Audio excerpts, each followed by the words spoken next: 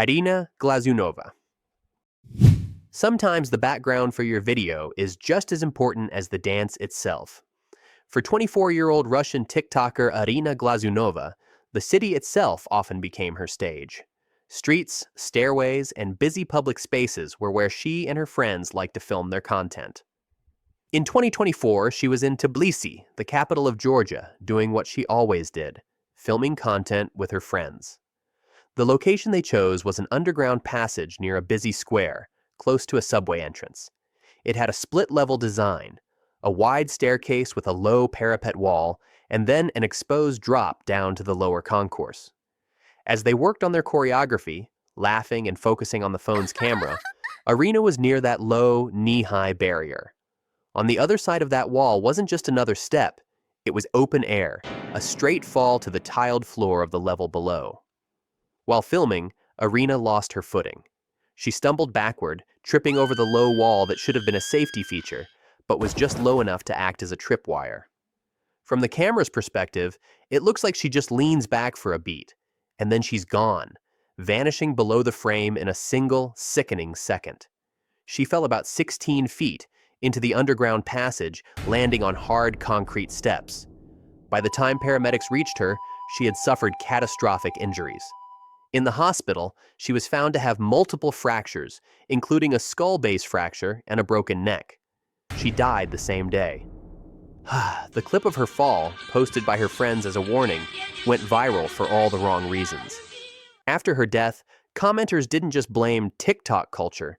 They also pointed at the design of the underpass, asking why a knee-high wall guarded a several feet drop in a place where people walk and film. And only after Arina's death did the city finally install a proper barrier around the edge, a taller metal railing where that low wall used to be. Photos from Tbilisi residents show the new fence, put up specifically to prevent anyone else from stumbling over the edge. A visible tribute and a quiet admission that the design was never safe enough to begin with. The deadly doorbell prank. Some TikTok trends are just old pranks recycled for a new generation. Ding Dong Ditch, for example. It's a classic, dumb kid thing to do. You ring someone's doorbell and run away. Harmless, right? Not anymore. In Houston, Texas, on the night of August 30th, 2025, that harmless prank turned into a murder. This didn't happen in a dark alley. It happened on a normal residential street, the kind of place where kids play outside. Around 11 p.m., 11-year-old Julian Guzman was out with his friends, doing the Ding Dong Ditch challenge. They ran up to a 2-story house, rang the bell, and took off sprinting down the street. But the homeowner, 42-year-old Gonzalo Leon Jr., wasn't laughing. According to court documents, he came out of his house, left his own property, and started chasing the fleeing children down the street. Witnesses say he was waiting in the shadows before he opened fire. As Julian ran for his life, a bullet struck him in the back. His 10-year-old cousin, who was with him, thought Julian had just fallen down. He tried to drag him army-style across the asphalt, not understanding why his legs wouldn't work as Julian screamed in pain. Julian was rushed to the hospital, but he died the next day from the single gunshot wound. Leon was arrested and charged with murder. Prosecutors were clear. This wasn't self-defense. This was a grown man hunting and killing a child for a harmless prank. And if you think this is a bizarre, one-off incident, it's not. Just a few months earlier, in May 2025, 18-year-old Michael Bosworth Jr. was shot and killed in Virginia while filming the exact same TikTok prank. The script was identical. A couple of teens, a doorbell, a phone recording, and a homeowner who came out with a gun instead of a telling off. In that case, the shooter was charged with second-degree murder. The message from the prosecutor was clear. You can hate a TikTok prank, but you don't get to shoot kids for ringing your doorbell. 2 different states, 2 different guns, the same joke, and 2 families now planning funerals instead of laughing at a dumb TikTok. The Benadryl challenge girl. But there's one challenge that doesn't look dangerous at all. Quiet, insidious, and just as deadly as any fire or fall. The dare is simple. take a massive overdose of the common over-the-counter allergy medicine Benadryl in order to induce hallucinations. In 2023, a 14-year-old American girl, whose name has been kept private, decided to try it.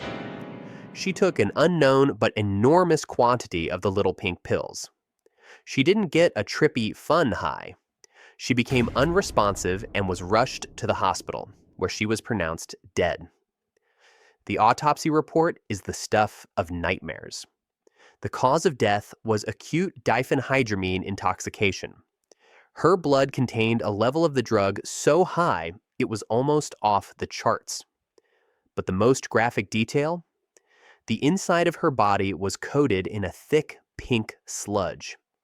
The report describes bright pink granular drug material lining her esophagus, her stomach, and her intestines.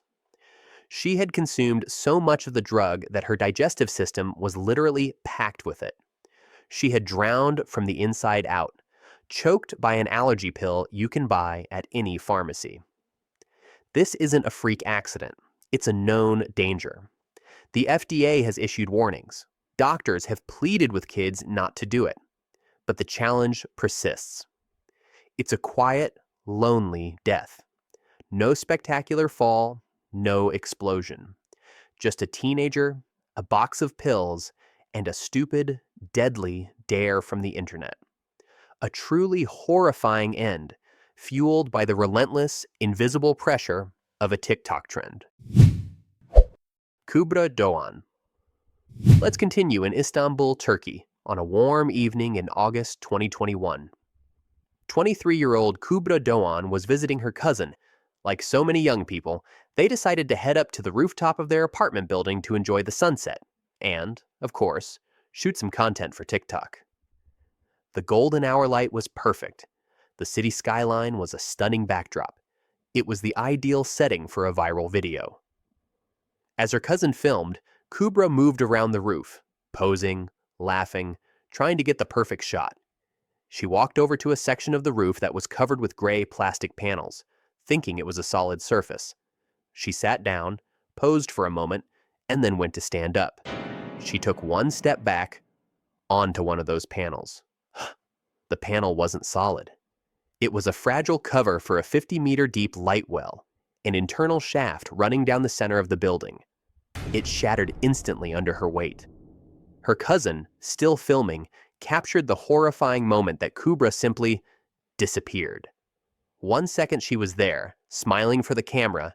The next, she was gone, plunging 164 feet into the darkness of the building's core. She died instantly on impact. Emergency services could do nothing but retrieve her body from the bottom of the shaft. Her family later blamed the building's contractor for using such flimsy material on a rooftop. In the hunt for the perfect shot, the perfect angle for a TikTok video, Kübra Doğan stepped onto a fake roof over a real death chute, a horrifying and fatal misstep. The fire challenges. Not all TikTok challenges end in death. Some end in something arguably worse, a lifetime of pain and disfigurement. And no category of challenge is more predictably disastrous than the ones involving fire. Let's look at 2 cases that show just how badly this can go. First, meet 13-year-old Destiny Crane from Portland, Oregon. In May of 2021, Destiny saw a TikTok video that looked cool. Someone drew a shape on a mirror with a flammable liquid, lit it on fire, and it created a neat, fiery design. She decided to try it herself. She took a candle, a lighter, and a bottle of rubbing alcohol into her family's small, poorly ventilated bathroom. She started recording a TikTok, drew a shape on the mirror with the alcohol, and lit it. The alcohol vapors in the enclosed space ignited instantly in a massive fireball. Her mother heard a scream and burst in to find her daughter and the bathroom engulfed in flames, with the phone still recording. Destiny survived, but with catastrophic third-degree burns over her entire upper body. She spent weeks in intensive care, undergoing multiple surgeries. Her life changed forever. Then there's 16-year-old Mason Dark from North Carolina. In April of 2023, Mason and his friends saw videos of people making makeshift flamethrowers with a can of spray paint and a lighter. They decided to try it. What could possibly go wrong? The can exploded. Mason was engulfed in flames. He also survived, but with burns covering 76% of his body. He was left bandaged from his neck to his feet, facing a future of agonizing pain and recovery. These kids didn't die, but a part of them did. Their childhood, their appearance, their ability to live a life free from pain, it all went up in flames for a few seconds of cool content.